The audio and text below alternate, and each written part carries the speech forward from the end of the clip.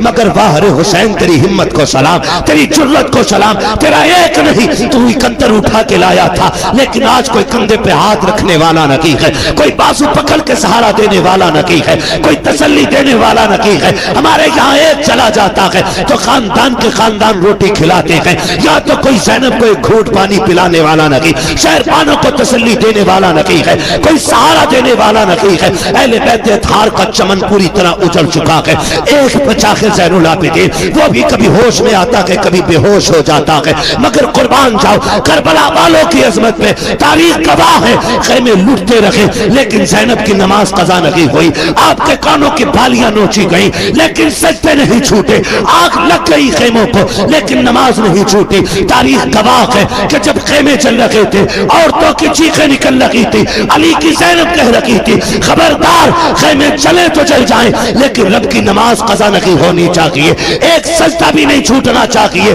تاریخ گواہ ہے ایک ایک سجدے کو وقت پہ عطا کیا ہے کربلا والوں نے، شریعت کے قانون کی حفاظت کی ہے، ایک ایک قدم سنبھال کے رکھا ہے کربلا میں۔ کبھی کبھی حیرت ہوتی ہے، میں تو سوچنے لگ جاتا ہوں جب بیٹے کی لاش سامنے آتی ہے، ماؤں کے دوپٹے کہیں ہوتے ہیں، کپڑے کہیں ہوتے ہیں، ہوش نہیں ہوتا ہے، چند باتوں کے لیے منہ میں پانی ڈالا جاتا ہے، تو جملوں کے لیے ہوش میں لا کر کے اس کو سنبھالا جاتا ہے، مگر فاہر زینب تیری جرت کو سلام، تیری ہمت کو سلام، ایک ایک بھتیجا تیری نگاہ کے سامنے ہے، بھائی کی لاش بھی سامنے ہے، خاندان کے کٹے سر تیرے سامنے تھے لیکن تو نے ہوش نہیں کھویا۔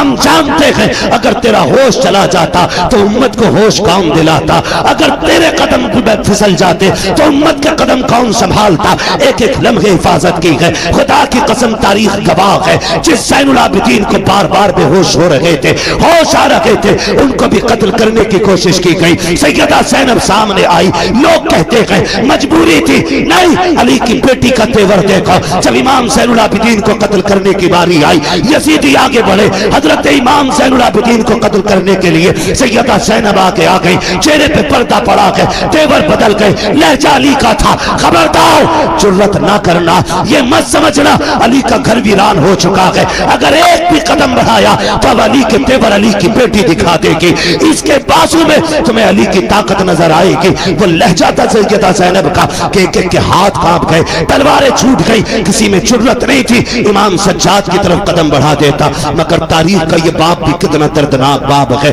جب رات پہلی آئی ہے یار، جب کسی گھر سے جنازہ اٹھتا ہے لوگ اس گھر میں رات بھر نہیں سو پاتے ہیں، لگتا ہے تنہائی سے ڈر، لگتا ہے اندھیرے سے ڈر، اس بستر پہ کوئی نہیں لیٹتا جس پہ باپ نے دم توڑا ہو، اس چادر کو کوئی نہیں اوڑھتا جس پہ گھر والا چلا گیا ہو، اس دوپٹے کو کوئی بیٹی سر پہ نہیں رکھتی ہے جس کو اوڑھ کے ماں دنیا سے گئی تھی۔ خدا کی قسم ہمارا حال یہ ہے، مگر واہر زینب تیری جرت کو سلام، بکھرے ہوئے لاشیں اٹھائے علی کی بیٹی نے رکھ کے ایک جگہ لا کر کے اور بیٹھ جاتی ہے مقتل میں۔ حیدر کرار کے شہزادے غازی عباس کا ٹوٹا ہوا خنجر اس کا ٹکڑا لے کے بیٹھی اور فیصلہ کرتی ہے اگر اب کوئی آیا اور لاشوں کے ساتھ کوئی بھی بدتمیزی کی تو علی کی بیٹی کاٹ کے رکھ دے گی۔ رات کے 2 حصے گزرے ہیں، اچانک آہٹ محسوس ہوئی، تم کہتے ہو انہیں خبر نہیں ہے، غیرت آنی چاہیے، سن تو سکی، ذرا دیکھ تو سکی تو نے کیسے کہہ دیا، انہیں خبر نہیں تھی رات کے 2 حصے گزرے ہیں، سناٹا ہے، ہر طرف تنہائی تنہائی ہے، خاموشی ہے، درد چھایا ہے کربلا کی زمین پر، کوئی کسی کو یاد کرنے تیار نہیں، ہر کوئی اپنے غم میں ڈوبا ہوا ہے۔ خدا کی قسم ایسے حال میں بھی جب رات کا آدھا حصہ گزرا ہے، سیدہ زینب بیٹھی ہے، کسی کے آنے کی آہٹ محسوس ہوئی، آپ نے اپنے آپ کو سنبھالا، کہا ٹھہر جا، کون ہے یہاں آنے کی جرت نہ کرنا۔ آنے والے نے کہا بیٹی مجھے آنے دے، میں بڑی دور سے آیا ہوں۔ آپ کہتی ہیں اچھا آئیے۔ جب آنے والے نے بیٹی کہا نا، اس کے لہجے میں پیار نظر آیا۔ سیدہ زینب کہتی ہے آئیے کیا بات ہے؟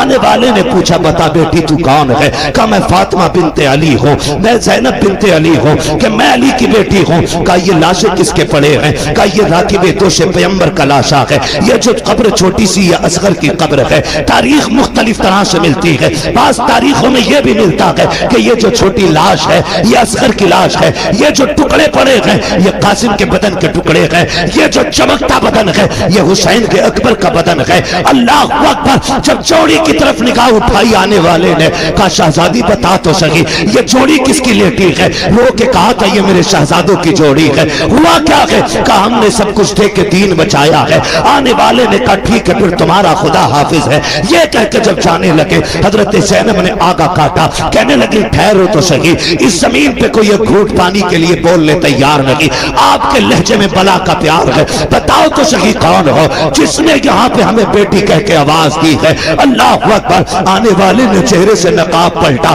فرمایا بیٹی تم اپنوں کو نہیں پہچان رہی ہو, میں کوئی اور نہیں تمہارا نانا محمد رسول اللہ ہوں. کا نانا کیوں آئے ہو؟ کا یہ دیکھنے آیا تھا کہ میری بیٹی نے جو فاطمہ سے وعدہ کیا تھا اس کو کیسے پورا کر رہی ہے. اللہ اکبر. میرا محبوب تو رخصت ہو جاتا ہے. اس کے بعد جب رات کے 3 حصے گزرے گئے, اسی تیسرے حصے میں پانی کے لیے ایک خاتون آئی ہے, رات کے سناٹے میں چادر اوڑی ہے, پانی کا پیالہ لے کر کے سیدہ زینب کے قریب آئی. آپ نے فرمایا کون کہا یہ پانی لے لے؟ آپ نے پانی دیکھا, فرمانے لگی ہمیں پانی سے نفرت ہو گئی ہے, ہمیں پانی نہیں چاہیے. اس خاتون نے کہا سیدہ یہ پانی لے لیجئے, میں کوئی اور لگی, میں حور کی بیوی ہوں, انہوں نے جان دے کر کے غلامی کا ثبوت دیا ہے, میں پانی دے کر کے غلامی کا ثبوت دینے آئی ہوں. سیدہ پانی قبول کر لے. حضرت سیدہ زینب کو جب خاتون جنت کا واسطہ دیا گیا, آپ نے پانی قبول کیا, لے کے خیمے میں آئی, ڈھونڈا سکینہ کہیں نہیں ملی ہے. اس کے بعد آواز دی, مقتل سے آواز آئی پھوپھی یہاں آ جاؤ, میں یہاں لیٹی ہوئی ہوں. آپ کہیں کہا بیٹی بتا تو صحیح یہاں کیوں لیٹی ہوئی ہو؟ تمہیں تو خیمے میں لٹایا گیا تھا. سیدہ سکینہ کہتی ہے پھوپھی جان تم تو جانتی ہو مجھے بابا سے کتنا پیار ہے, مجھے بابا کے بغیر نیند نہیں آتی تھی. اے میری پھوپھی آج میں جب رات کو سوئی آنکھ کھلی نیند نہیں آئی, میں نے کہا ابا تمہاری بیٹی کو نیند نہیں آ رہی ہے, میری بیٹی نے میری بیٹی یہ کہہ کے آواز دی مقتل سے, کہا تجھے سینے سے لگا لوں, کہا میں دوڑ آئی, کہا بیٹی یہ لاش گھوڑے دوڑے ہیں, تجھے کیسے پتا چلا یہ باپ کا لاشا ہے؟ کہا پھوپھی جیسے تمہیں دکھ رہا ہے ویسے مجھے بھی تو دکھ رہا تھا, لیکن میں نے آ کے کہا ابا کہاں ہو؟ کہا اسی لاش کے ہاتھ اٹھے تھے اور کہا تھا بیٹی میرے سینے سے لگ جا. کہتی پھر میں نے پیروں پہ سر رکھا سو گئی. کہا بیٹی پیروں پہ کیوں سوئی؟ کہا میرے باپ کا پورا جسم زخمی تھا, سر رکھتی تو کہاں رکھتی, بیٹی تو بیٹی ہوا کرتی ہے, اور یار یہ حسین کی بیٹی ہے, تیری میری بیٹی باپ کی آنکھوں کا آنسو گوارا نہیں کرتی, پھر حسین کی بیٹی حسین کے سینے کے زخم پہ تکلیف آ جائے اس کو کیسے گوارا کر سکتی تھی؟ کہا پھوپھی جان میں نے سر دیکھا, پین بدن دیکھا, جگہ جگہ پہ زخم ہے, پیروں کے تلوے دیکھے زخم کم تھے, میں وہیں سر رکھ کے سو گئی. اٹھایا کہا بیٹی اٹھو, خیمے میں لے کر کے آئی, پانی پیش کیا.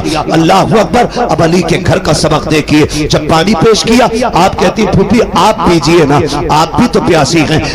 دونوں کی پیاس 3 دن کی ہے, بھتیجی بھی 3 دن کی پیاسی ہے, پھوپھی بھی 3 دن کی پیاسی ہے, لیکن پھوپھی نے کہا بیٹی تم پیو, بھتیجی کہہ رہی ہے پھوپھی پہلے آپ پیئے. اللہ اکبر. سننا غور سے پیارے, جب اتنی بات کہی سیدہ زینب کہتی ہے بیٹی ہمارے گھر کا اصول یہ ہے کہ جب بچے پیاسے ہوتے ہیں تو بڑے پانی نہیں پیا کرتے ہیں, یہ پہلے پانی آپ پیجئے. کہا یہ قانون ہے؟ کہا یہی قانون ہے. پھر اس کے بعد سیدہ زینب نے اپنا پیالہ ان کی طرف بڑھایا, حضرت سکینہ نے پیالہ پکڑا, دوڑ لگائی مقتل کی طرف. سیدہ زینب کہتی میں حیرت میں پڑ گئی, پیاس تو اسے لگئی تھی, جا کہاں رہی ہے؟ کہتی سکینہ کہاں جا رہی ہو؟ کہتی میری طرف مڑ کے دیکھا, دوڑتے دوڑتے کہتی ہے پھوپھی ابھی آپ نے بتایا تھا جس گھر کے چھوٹے پیاسے ہوتے ہیں اس گھر کے بڑے پانی نہیں پیتے ہیں, مجھ سے چھوٹا میرا اصغر پیاسا ہے, یہ پانی پہلے اس کو پلایا جائے گا. یہ کہہ کے دوڑی, ٹھوکر لگی, پانی زمین پہ گر جاتا ہے, آپ بھی زمین پہ آ جاتی ہے, پانی زمین پی جاتی ہے, آواز آتی ہے سلام علی صبر اہل بیت محمد, سلام علی صبر سکینہ, نبی کے گھر والوں تمہارے صبر کو سلام ہو, حسین کی سکینہ تیری ہمت و جرت کو سلام ہو.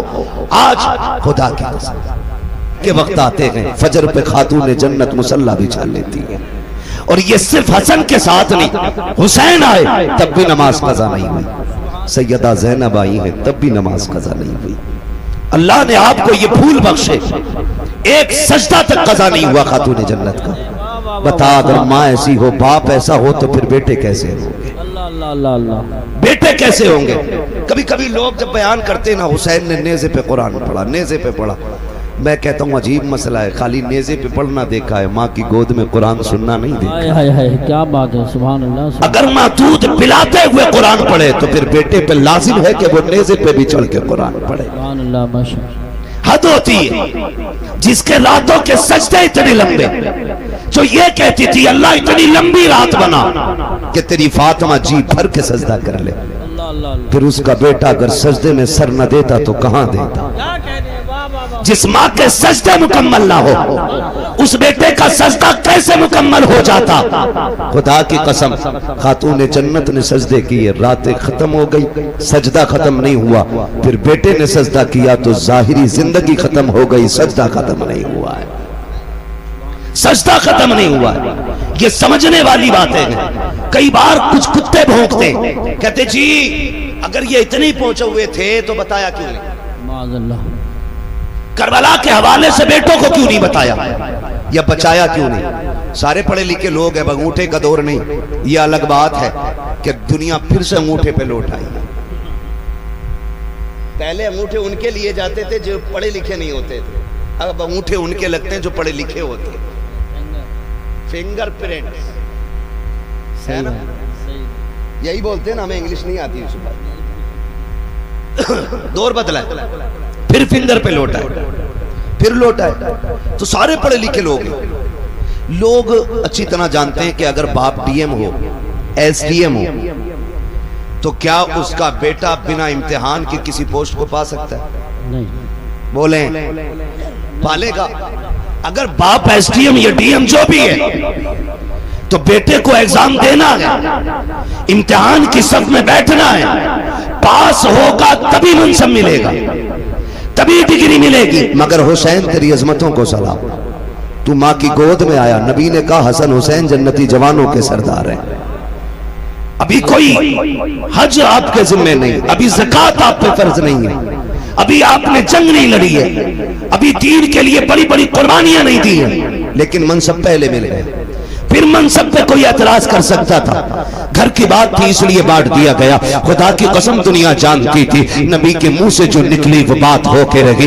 آقا نے کہہ دیا ہے میرے شہزادے جنتی جوانوں کے سردار ہیں، تو پھر یہ جنتی جوانوں کے سردار ہیں۔ لیکن یہ سب کچھ جانتے اور مانتے ہوئے بھی خاتون جنت نے بیٹوں کی تیاری کرائی، حیدر کرار نے بیٹوں کو صبر سکھایا ہے، پوری زندگی بیٹوں کی تربیت کی ہے، اور اسی دن کے لیے سوارا تھا کہ اگر دین کربلا میں مشکل میں آ جائے تو بیٹے قدم پیچھے نہیں ہٹانا ہے، مصلحت کی طرف نہیں دوڑنا ہے، عظیمت کی طرف جانا ہے، گھر لٹا دینا ہے، دین بچا لینا ہے، تاکہ دنیا کو پتا چل جائے کہ ہر مسئلے پہ جا کر کے مصلحت کو آگے کیا جا سکتا ہے، لیکن جب بات دین کیا جائے تو پھر مصلحت نہیں بلکہ نبی کی شریعت کو سب سے آگے رکھا جائے۔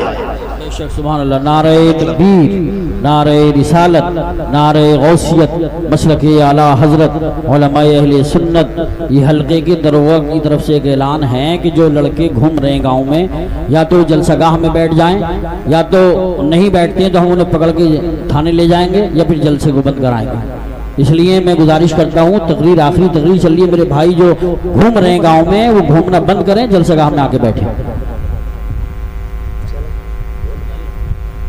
توجہ ہے سر، تیاری کرائیں۔ ماں باپ اتنی عظمت والے کہتے ہیں ان کو پتہ ہی نہیں تھا، تجھ سے کس نے کہہ دیا پتہ نہیں تھا؟ اگر میں مکمل شہادت بیان کروں تو بڑا وقت چاہیے، صرف اشارتاً کنایتاً میں سمجھاتا چلوں۔ کربلا میں کتنی شہادتیں ہوئی؟ بولیں بولیں، اللہ سلامت رکھ کے جو بول گئے، کتنی؟ 72۔ ٹھیک ہے، 72 شہادتیں ہوئی۔ ایسا نہیں ہے کہ پتہ نہیں تھا، اگر پتہ نہیں تھا تو مجھے بتائیں میرے امام نے 10 کی صبح میں اپنے بیٹے کو اٹھایا، اللہ اللہ، فرمایا تھا اکبر، جب ہمارے بابا نماز پڑھاتے تھے تو ڈیوٹی حسن کی تھی کہ وہ اذان پڑھتے تھے، جی، پھر جب یہ ذمہ داری بھائی حسن کے ذمہ آئی تو پھر اذان میں نے پڑھی، اب مصلی کی ذمہ داری میری ہے تو اب اذان کی ذمہ داری اکبر تمہاری ہے۔ جائیے فجر کی اذان بھی پڑھنی ہے اور میدان بھی دیکھ کے آنا۔ آپ گئے، فجر کی اذان پڑھی، واپس آئے، والد کی بارگاہ میں کہتے ہیں بجی اذان تو پڑھ آیا ہوں، میدان دیکھنے گیا نا، میں نے کسی خاتون کو روتے ہوئے دیکھا، اس کے سر سے لے کے پیر تک چادر تھی، چہرہ تو نہیں دیکھا، پردے والی کوئی خاتون تھی، لیکن میں نے یہ دیکھا کہ وہ اپنے دوپٹے کے کونے سے زمین صاف کر رہی تھی اور رو رہی تھی۔